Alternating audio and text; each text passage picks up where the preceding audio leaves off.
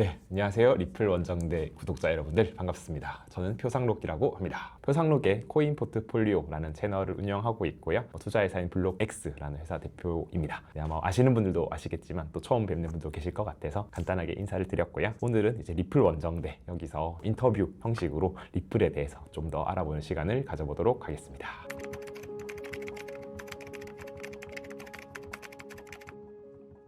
2026년을 기준으로 XRP의 목표가를 어느 정도로 보고 계신지 좀 여쭤보고 싶습니다. 네, 목표가 되게 중요한 부분인 것 같습니다. 사실 기본적으로 이제 자산이라는 것의 유동성 흐름을 좀 봐야 된다라고 말씀을 드리는데요. 항상 자산은 이제 안전자산에서 약간 위험자산 순으로 흘러가는 경향이 있습니다. 예를 들면은 이제 돈을 들고 있죠. 돈을 들고 있던 것을 투자를 해볼까 이런 생각을 하게 되면은 간단하게 이자를 받을 수 있는 적금이나 예금, 조금 더 나아가서는 금이나 국채 이런 것을 가게 되고 거기서 나 좀 돈을 더 벌고 싶어 하시면 이제 주식까지 오게 되죠. 그 이후 조금 더 나는 위험, 리스크를 좀 더 감수할 수 있게 싸면 이제 코인으로 흘러 들어오게 되는 그런 구조가 있는데요. 일반적으로 해서 금 가격 먼저 가고 주식 가고 비트코인 가고 알트코인 이렇게 가는 순서가 있습니다. 그래서 지금 이제 비트코인 같은 경우가 작년 10월부터 해서 되게 좀 많이 떨어져 있어가지고 알트코인도 많이 떨어진 상태거든요. 그래서 일단 가정을 저는 한 두 가지 정도로 좀 보고 있는데 일단 2026년에 비트코인이 좀 상승해야 된다라는 가정이 있습니다. 그리고 비트코인 가격이 상승했을 때 최고가를 한 저는 14만 달러 가는 게 시나리오 1번 그리고 한 20만 달러까지 가는 게 시나리오 2번으로 보고 있는데 저는 시나리오 1번 비트코인이 약 14만 달러까지 최고가를 경신하게 된다라고 보았을 때는 리플은 최소 국내 단위로는 한 5천 원까지는 갈 거다라고 보고 있습니다. 그게 이제 달러 기준으로 한 3, 4달러 사이가 되겠죠. 그리고 두 번째 시나리오 비트코인이 약 20만 달러까지 간다라고 보았을 때는 리플을 저는 한 만 원까지 달러 기준으로 한 6에서 7달러 정도 되겠죠. 비트코인이 좀 어떻게 가는지를 먼저 알 수 없기 때문에 바로 만 원이 간다, 5천 원이 간다라고 말씀드리기보다는 케이스별로 말씀드리는 게 맞지 않나라고 생각합니다. 저희 이번에 새해가 밝자마자 XRP가 또 급격하게 상승해주면서 많은 분들에게 기쁨을 줬는데 지금 다시 조정을 받고 있거든요. 이게 과연 건강한 조정일지 아니면 상승 랠리가 아예 끝난 신호로 보아야 하는지 한 말씀 부탁드립니다. 네, 아마 XRP가 1월 첫째 주에 되게 많이 올랐었어요. 이제 그때 당시에 핵심 원인을 저는 한 세 가지 정도로 보고 있는데요. 첫 번째로는 현물 ETF의 강력한 수급이다라고 좀 말씀을 드리고 싶습니다. 작년 이제 연말쯤 XRP ETF가 출시가 되었고 그때부터 계속해서 지속적인 순유입이 들어왔습니다. 그에 따라 가지고 기관 자금의 손바뀜 현상이 좀 일어나면서 그것이 또 새해이다 보니까 포트폴리오 리밸런싱을 통해서 조금 더 들어왔지 않나라고 말씀을 드리고요.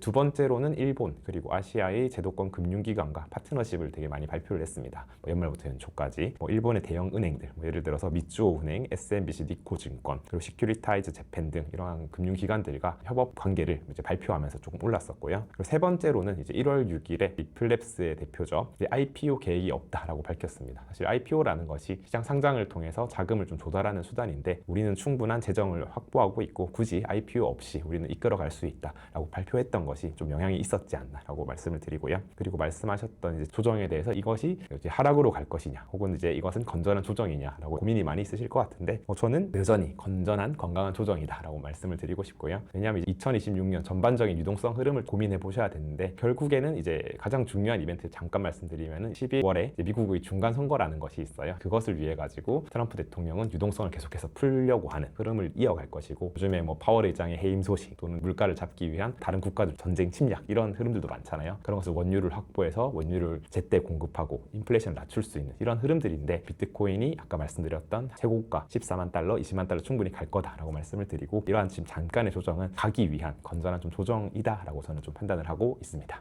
암호화폐 전체 시장의 유동성이 이제 공급되면서 코인들이 이렇게 다 같이 상승하는 건 알겠는데 왜 같은 알트코인 중에서도 그렇게 상승률의 차이가 보여지는지 궁금합니다. 네, 사실 이것도 주식 시장과 비슷하다 저는 생각을 하거든요. 주식도 보시면 이제 코스피 시장이 있고 코스닥 시장이 있잖아요. 코스피 시장 같은 경우는 상대적으로 시가총액이 큰 삼성전자 또는 현대차 또는 SK하이닉스 이런 것들이 있고 코스닥 시장은 잘 모르는 상대적으로 시가총액이 몇백억대에서 몇천억대까지 나눠져 있잖아요. 유동성이 들어왔을 때 예를 들어서 1조 원이 들어왔을 때 이것이 삼성전자에 간다라고 했을 때는 큰 영향력이 없을 거 아니에요. 삼성전자가 지금 시총이 한 600조 원 정도 되거든요. 근데 예를 들어서 1조 원짜리 시가총액이 있는 곳에 1조 원이 들어왔다라고 봤을 때는 2배의 상승 여력이 있는 거잖아요. 이제 그런 것처럼 이제 알트코인도 각각의 시가총액이 있습니다. 시가총액에 따라서 적은 코인은 조금의 유동성이 들어와도 많이 올라가는 것이고 상대적으로 큰 코인들은 시가총액이 많이 들어온다 하더라도 올라갈 수 있는 것이 좀 제한적이다라고 볼 수 있는 것이거든요. 그런 측면에서는 리플은 사실 좀 높은 편이긴 해요. 편이에요. 시가총액이 지금 보시면 4위 정도 되거든요. 그래서 상당히 높은 편이기도 하지만은 이제 그 이면에도 수요와 공급이라는 것이 있고 되게 단단한 커뮤니티 그리고 강력한 홀더들이 좀 있기 때문에 리플은 그런 것에 대해서 상대적으로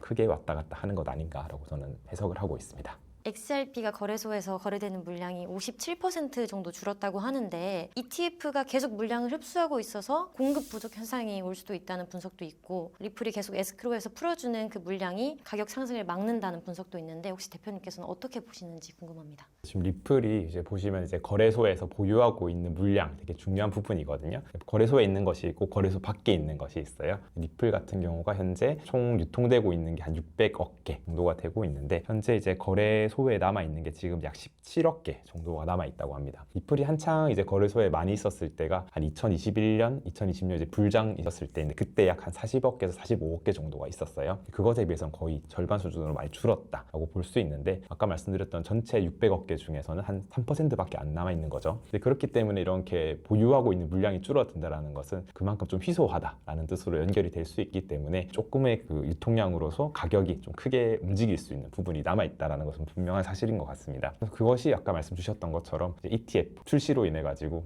금융기관들이 계속해서 좀 매집하는 그러한 경향성이 보여지고 있고 이 리플뿐만 아니라 비트코인 그리고 이더리움 마찬가지로 ETF가 출시된 코인들이 거래소 보유 물량이 좀 줄어들고 있는 그런 흐름들이 나타나고 있습니다. 그래서 이것은 수요와 공급 측면에서는 매우 좀 긍정적인 흐름이다라고 볼 수 있고요. 결국에는 공급이 계속 나오지 않습니까? 에스크로에서 그 리플은 최대 공급량이 1000억 개이거든요. 그중에 지금 공급되어 있는 게 600억 개이고 60% 되어 있는 거잖아요. 그리고 매월마다 10억 개씩 공급이 되고 있습니다. 그러니까 1년으로 치면 120억 개가 공급이 되죠.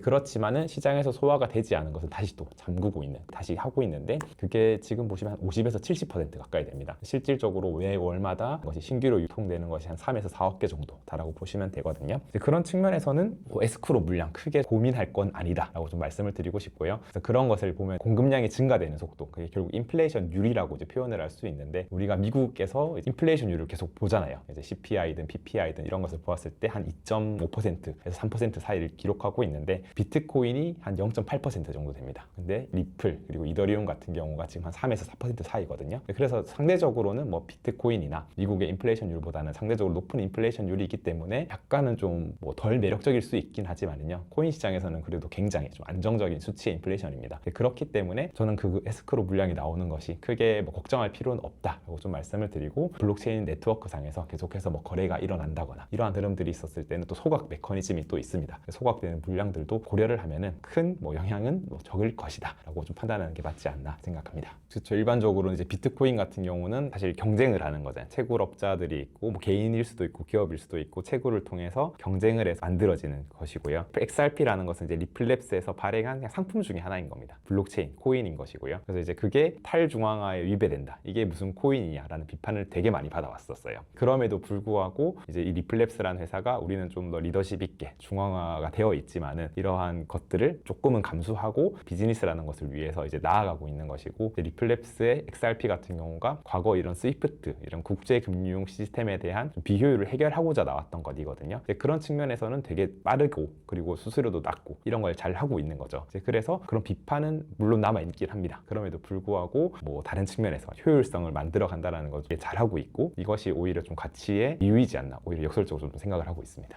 리플세가 그렇게 물량을 조절할 수 있으면 어쨌든 되게 많은 물량을 가져갈 텐데 그럼 가격에도 엄청난 영향을 주는 거 아닌가요? 그렇죠. 이제 그것을 만약에 근데 에스크로에 있던 걸 10억 개를 풀고 이제 가져가지 않았으면 오히려 이제 가격이 더 떨어질 수 있었겠죠. 리플랩스라는 회사가 이것을 가져가는 이제 다시 회수를 한다라는 것은 가격을 방어하겠다라는 사실 이유도 일면에 깔려 있다라고 저는 생각을 하거든요. 그런 측면에서는 이게 하나의 주체가 이것을 좀 제어한다라는 건 시장의 원칙에서 불합리하다라고 느끼실 수도 있을 것 같아요. 그렇지만 그것을 그냥 감수하면서 에코시스템이라고 하는 그 생태계는 그렇게 좀 형성이 되어 있다 정도를 좀 보시는 게 맞지 않나라고 생각이 됩니다. 대표님께서는 이제 비트코인 도미넌스가 60% 아래로 깨지면 알트 불장이 온다 이런 말씀을 해주셨는데 오늘 기준으로 58.6%더라고요. 그러면은 본격적인 알트 불장은 2026년 언제쯤 시작한다고 보면 되는지 혹시 말씀해 주실 수 있을까요? 과거 패턴 같은 것들, 이러한 흐름들, 뭐 매크로 상황인 것을 봤을 때는 저는 1, 2, 3분기는 되게 좋을 거다라고 생각을 하고 있어요. 대신에 4분기는 조금 안 좋을 거다라고 보고 있는데, 이제 그 이유가 이제 11월에 중간 선거가 있잖아요. 중간 선거를 위해서 1, 2, 3분기는 계속해서 유동성을 공급하는 흐름으로 약간 유도를 할 겁니다. 물론 이제 그게 자산시장이 어떻게 반응하는지는 두고 봐야 되겠지만은, 이제 그런 측면에서는 자산시장이 되게 긍정적일 확률이 높다라고 볼 수 있고, 그리고 중간 선거가 11월에 끝나게 되면은 어찌 보면 재료의 소멸이라고 볼 수 있는 거죠. 이제 그렇기 때문에 그 당시에는 약간 좀 조정을 받는 것이 좀 합리적이지 않나라고 판단을 하기 때문에 저는 1, 2, 3분기 되게 좋게 보고 있고, 특히 이제 파월 의장 교체가 이제 5월에 예정되어 있잖아요. 그리고 금리 인하 흐름도 지금 보시면은 5월에서 한 8월 정도에 금리를 2차례 정도 인하할 거다라는 것이 프레딕션이 나타나고 있는데, 그래서 한 2, 3분기가 좀 가장 좀 불마켓이 나타나지 않을까라고 보고 있습니다. 도미넌스 측면에서 살펴보면요, 과거에도 이렇게 계속 상승하는 패턴이 있다가 상승 추세를 떨어뜨리는 그 구간이 있습니다. 근데 지금 그 구간이 한 60% 내외인데요. 지금 58%에서 59%를 계속 횡보를 하고 있습니다. 비트코인 도미넌스라는 것이. 그래서 이것이 저는 조금 더 떨어져서 한 55%, 50%까지 떨어지는 것을 조금은 더 지켜볼 필요가 있다라고 좀 생각을 하고 있고요. 아마 이번 사이클에서는 이게 뭐 과거는 30%, 40%까지 떨어지기도 했어요. 네, 그렇지만 이번에는 비트코인으로, ETF로 또는 DAT로 들어온 유동성이 워낙 크다 보니까 그 정도까지 빠지기는 좀 어렵지 않나라고 생각을 하고, 한 40% 초반 또는 뭐 40% 후반까지 빠지면 이제 불마켓에 이제 좀 그런 흐름을 좀 굉장히 직관적으로 볼 수 있지 않을까라고 말씀을 드리고 싶습니다. 뭐 비트코인 도미넌스 외에도 이제 비트코인과 이더리움의 비율, 이런 것들을 좀 볼 수 있거든요. 비트코인 대비해서 이더리움이 뭐 잘 나가고 있냐 또는 못 나가고 있냐, 이런 것을 볼 수 있는데, 현재가 그 비율이 0.034로 굉장히 좀 낮은 수준이에요. 과거 2018년, 과거 2021년 그 비율이 높았을 때는 2018년이 한 0.15까지 올라갔었고 2021년에는 한 0.08 수준까지 올라가기도 했습니다. 그래서 이것이 약간 올라가는 0.05 정도 이상으로 올라갔을 때 이런 알트코인들의 불마켓이 더욱더 기대가 되고, 이것이 제일 처음 말씀드렸던 그 유동성 흐름 있잖아요. 돈을 들고 있다가 뭐 금, 국채 갔다가 주식시장 갔다가 비트코인 갔다가 이제 알트코인인데, 그 알트코인의 대장주가 이더리움이다 보니까 이제 그것을 꼭 캐치를 해야 된다라고 말씀을 드리고 싶습니다. 뭐 이외에도 알트코인 현물 ETF 아마 올해도 되게 많이 출시가 될 거다 예상이 되고 있거든요. 블룸버그 애널리스트 같은 경우도 한 올해는 100개 정도의 ETF가 더 나올 것이다. 그것이 뭐 비트코인뿐만 아니라 이렇게 다 같이 담고 있는 바스켓 ETF라고 하는데, 그런 인덱스 ETF도 나올 것이고, 그런 것들의 소식, 동시에 이런 글로벌 유동성이 계속해서 풀리는 그런 소식들이 나타나면은 좀 더 이런 알트코인 장세가 더 빨라질 것이다 라고 판단을 합니다. RLUSD랑 XRP가 시너지를 낼 수 있다고 말씀 주셨습니다. 여기에 대해서 자세한 설명을 한번 부탁드립니다.